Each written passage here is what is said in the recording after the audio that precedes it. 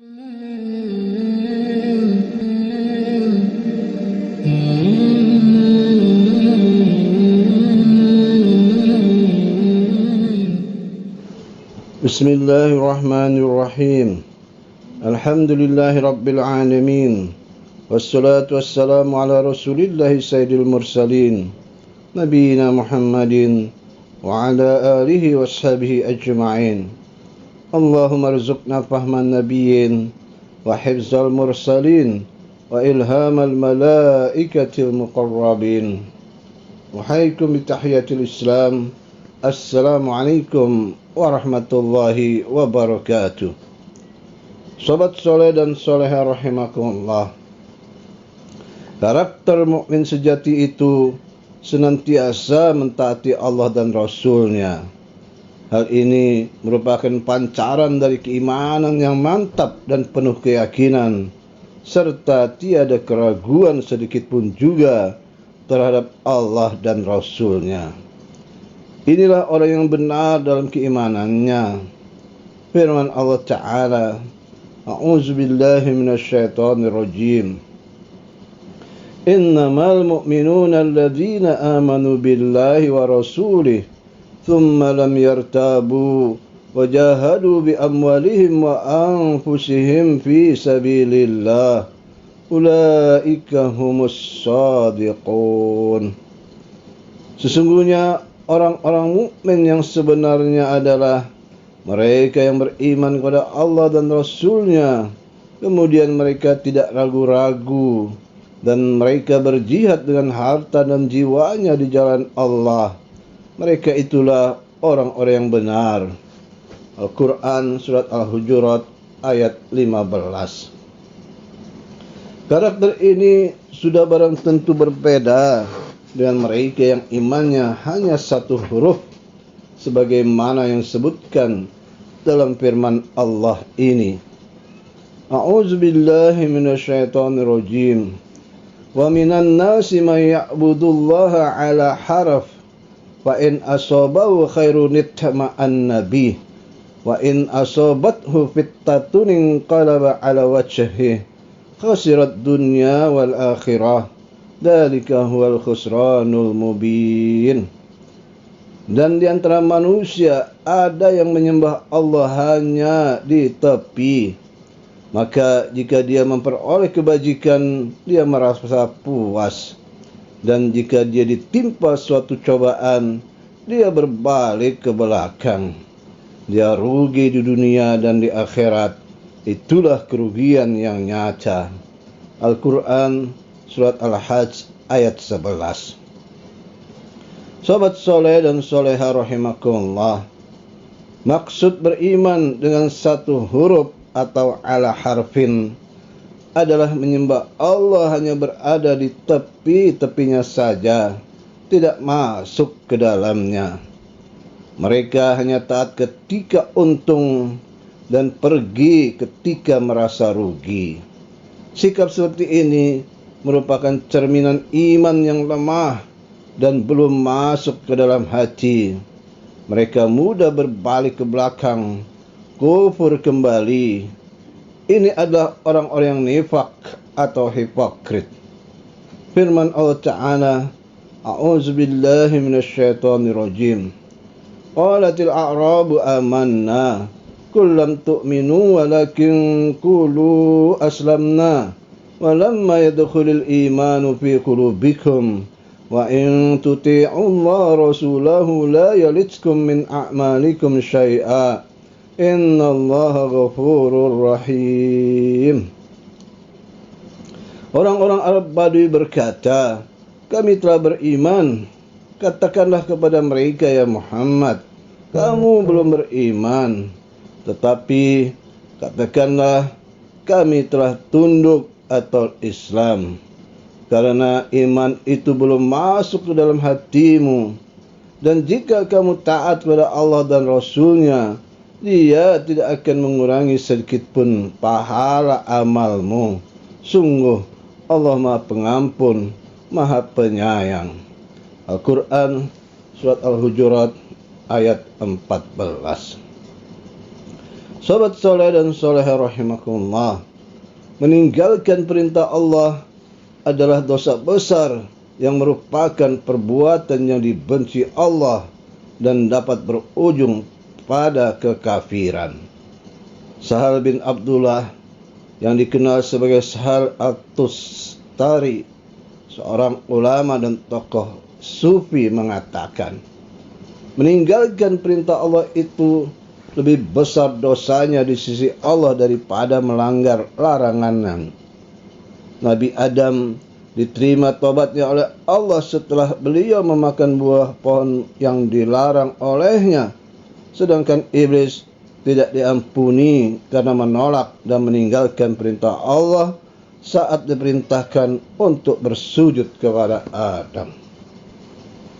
Sahabat soleh dan soleha rahimakumullah, Allah menurunkan ajarannya melalui Rasulnya untuk diikuti dan ditaati perintah dan larangan yang ada di dalamnya, sebagaimana dalam firman-Nya ini. A'udzubillahi minasyaitonirrajim. Kitabun unzila ilaika fala yakun fi sadrika harajun minhu litunzira bihi wa dzikra lil mu'minin. Ittabi'u ma unzila ilaikum min rabbikum wa la tattabi'u min dunihi awliya qalilan ma tadhakkarun. Inilah kitab yang diturunkan kepadamu ya Muhammad, maka janganlah engkau sesak dada karenanya, agar engkau memberi peringatan dengan kitab itu dan menjadi pelajaran bagi orang yang beriman. Ikutilah apa yang diturunkan kepadamu dari Rabbmu, dan janganlah kamu ikuti selain Dia sebagai pemimpin. Sedikit sekali kamu mengambil pelajaran.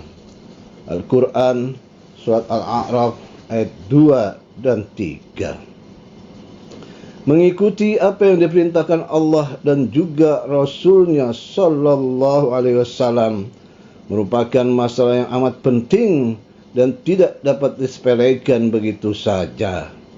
Hal ini karena meninggalkan perintah lebih besar dosanya daripada melanggar larangannya. Dosa melanggar larangan biasanya terjadi karena syahwat dan kebutuhan, sedangkan dosa meninggalkan perintah biasanya disebabkan oleh kesombongan, istikbar, dan mendustakan. Ancaman orang-orang yang seperti ini amat dahsyat, tidak dapat masuk surga, bahkan pintu-pintu langit pun tertutup baginya. Firman Allah Ta'ala, A'udzu billahi minasyaitonir rajim. Innal ladzina kadzdzabu bi ayatina wastakbaru anha la tufattahu lahum abwabus sama' wa la yadkhuluna al-jannata hatta yalijal jamalu fi sammil khiyat wa kadzalika najzil mujrimin. Sesungguhnya orang-orang yang mendustakan ayat-ayat kami dan menyombongkan diri terhadapnya, tidak akan dibukakan pintu-pintu langit bagi mereka, dan mereka tidak akan masuk surga sebelum unta masuk ke dalam lubang jarum.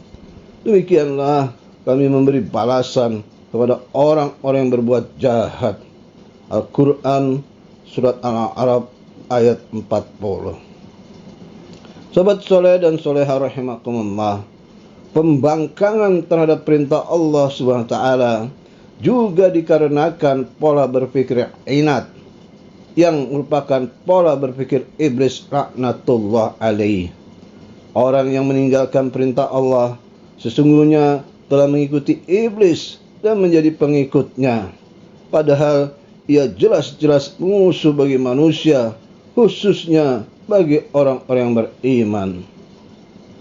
Firman Allah Ta'ala, A'udzu billahi minasyaitonir rajim. Ya ayuhan nasu inna wa'dallahi haqqa fala taghurrannakumul hayatud dunya wala yughurrannakum billahil ghurur. Inna syaitana lakum aduwwun fattakhidhuhu aduwwa innama yad'u hisbahu liyakunu min ashabis sa'ir. Wahai manusia, sungguh janji Allah itu benar. Maka janganlah kehidupan dunia memperdayakan kamu, dan janganlah syaitan yang pandai menipu memperdayakan kamu tentang Allah. Sungguh syaitan itu musuh bagimu, maka perlakukanlah ia sebagai musuh, karena sesungguhnya syaitan itu hanya mengajak golongannya agar mereka menjadi penghuni neraka yang menyala-nyala. Al-Quran Surat Fatir ayat 5 dan 6. Sahabat soleh dan soleha rahimakumullah, Allah SWT mengingatkan hamba-hambanya yang beriman, yang meninggalkan kitab dan ajarannya, akan waktu yang terus berjalan. Jika berketerusan seperti itu, akan menyebabkan hati menjadi keras dan termasuk orang-orang yang fasik. Firman Allah Ta'ala, A'udzu billahi minasyaitonir rajim.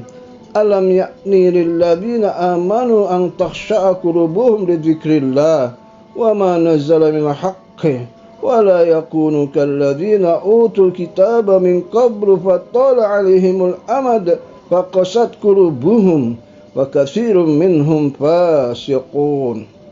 Belum tibakah waktunya bagi orang yang beriman untuk secara khusyuk mengingat Allah dan mematuhi kebenaran yang telah diwahyukan kepada mereka, dan janganlah mereka berlaku seperti orang-orang yang telah menerima kitab sebelum itu, kemudian mereka melalui masa yang panjang sehingga hati mereka menjadi keras, dan banyak di antara mereka menjadi orang-orang yang fasik. Surat Al-Hadid ayat 16. Sahabat soleh dan soleha rahimakumullah, hati yang mengeras sudah barang tentu tidak lagi memiliki ruh, karena ia adalah hati yang sudah mati. Ia adalah hati yang telah membatu. Hati yang membantu pastinya sudah kehilangan getaran-getaran keimanan dan sinyal-sinyalnya untuk bersatu dalam komitmen ikatan hati dengan yang lainnya. Hati yang memfosil tidaklah mungkin bersatu dengan hati yang hidup, sehat dan bugar. Hati yang memfosil sudah tidak lagi memiliki cita rasa dan selera bersatu dalam ikatan takliful qulub. Sahabat soleh dan soleha rahimakumullah, kita cukupkan dahulu, semoga bermanfaat. Wallahu a'lam bissawab. Subhanakallahumma wa bihamdika asyhadu an la ilaha illa anta astaghfiruka wa atubu ilaik.